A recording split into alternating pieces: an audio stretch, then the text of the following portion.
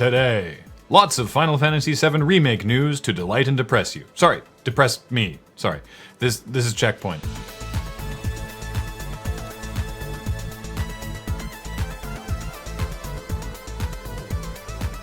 Welcome to CheckPoint, a wholly owned subsidiary of Humorous News Inc., a division of Lots of Laughs Amusement and Novelties Corp., part of the lol Joax family of companies who, let's face it, are probably owned by EA. Creative Assembly has made a lot of people angry after revealing that the only way to play as the forces of chaos in the upcoming Total War Warhammer is to unlock the race via pre-order DLC or by paying an extra fee after buying the game. In official game industry marketing terms, this is what's known as a dick move. But why is this so shitty? Well, it means that if you don't pre-order or pay extra, you are locked out of 20% of the game's content since there's only 5 playable races. And if you're not up on your Warhammer lore, you don't know that the Chaos faction is basically the big bad of the Warhammer universe. And if you do know your Warhammer lore, you'll recognize this tactic as something that Khorne, the Blood God, would endorse. The 40,000 YouTube downvotes on the announcement video for this pre-order debacle echo through the corridors of time and space, much in the same way his bellows of limitless rage do. Did you know that you can delete games from your Steam library? This is the new option available in the help menu, but be warned, it's kind of a nuclear option. Deleting a game doesn't just remove it from your library, it deletes your ownership of it as well. But deleting games does clean up your overcrowded Steam library, and it tightens up Valve's business model, the one where you buy hundreds of games because they're on sale and then never ever play them. Giving users the ability to delete their impulse buys means Steam is one step closer to just having a button that says, pay $20 for no good reason and get nothing useful out of it. Which, judging by most of my friends' Steam libraries, would be a surprisingly popular feature. There's a new Witcher 3 mod for players who would rather settle their differences in a more civilized fashion. Hearts of Card is the name, and when it's active, if you go up to an enemy and attack them, the fight hard cuts to a game of Gwent, The Witcher's in-universe card game. If you win the game, all nearby enemies die, so you don't have to play Gwent multiple times in a close-quarters melee. But if you die in Gwent, you die in real life, which is to say you don't take damage, you just die. So, finally, a gameplay option for all those card sharks. Sony is bringing a selective selection of PS2 titles to the PS4, and it's not great. Currently, 8 PS2 titles can be downloaded to your PS4, upscaled to 1080p, and with features like trophy support and streaming. They're also $15 for games that are 15 years old. And if you own, for example, the PS2 Classics version of Twisted Metal Black that plays on your PS3, you still have to buy this one separately. Also, the Mark of Kree is one of the 8 games. I guess it was well reviewed at the time, but you got like Dark Cloud, all 3 PS2 era GTA games, Twisted Metal Black, Rogue Galaxy, and Mark of Kree? Really? Anyway, really your most economical solution is to do what I've done. Keep your PS2 and all of your games, and then never plug it in to maintain the mental illusion that all the games still look amazing. News and footage of the Final Fantasy VII Remake has come out over the past couple days, and sure as the Earth continues its ponderous orbit of the Sun, I have some opinions about it. The newest piece of news is that the game will be released episodically, or as Square Enix has said, in multiple parts. Or episodes, if you will.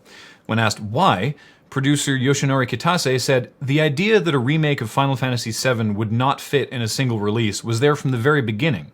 If we dedicated our time to a single release, parts of it would become summarized. We'd have to cut some parts." Why? Have you seen other games?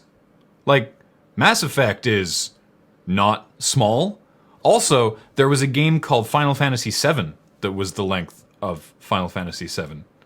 The idea that it can't fit into one release seems to stem from the overhaul they're giving the game, how much they're adding to the world of Final Fantasy VII, and how much they're changing. The battle system is probably my biggest bone of contention. In an interview with Famitsu, director Tetsuya Nomura and producer Yoshinori Kitase explained a bit about their intentions with the changes to the battle system. If you compare the degree of action across multiple games, they say that it would go Final Fantasy Dissidia, Kingdom Hearts, FF7 Remake. But for the battle speed, they want to do something like Final Fantasy Dissidia. Kitase says real-time battle systems are the trend these days, which is true. But they weren't the trend in 1997, when Final Fantasy VII is from. Every Final Fantasy game, and indeed every JRPG, to an extent, shares most of its gameplay. You pilot your character through a story, talking with people, doing quests, advancing a narrative. Where they differentiate themselves from a gameplay perspective is the combat system.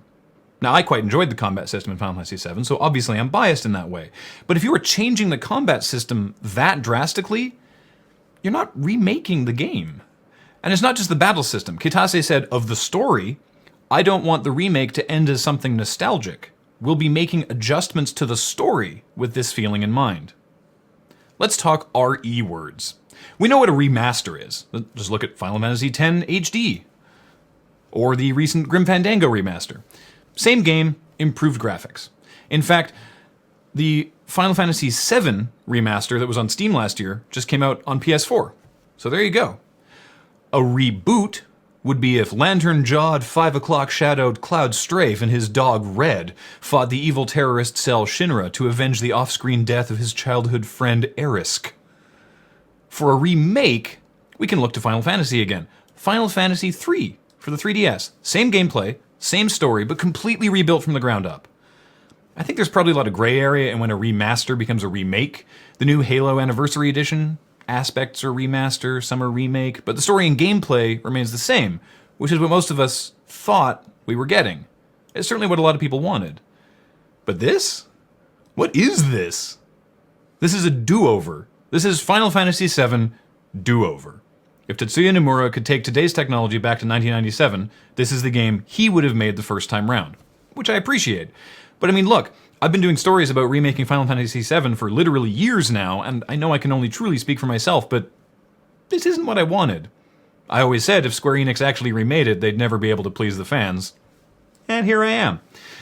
Sure, Final Fantasy VII isn't going away, and the recent HD remaster is sweet. But to finally get the full remake we wanted and have it actually be a do-over is pretty upsetting. Kitase didn't want the remake to be nostalgic. Congratulations.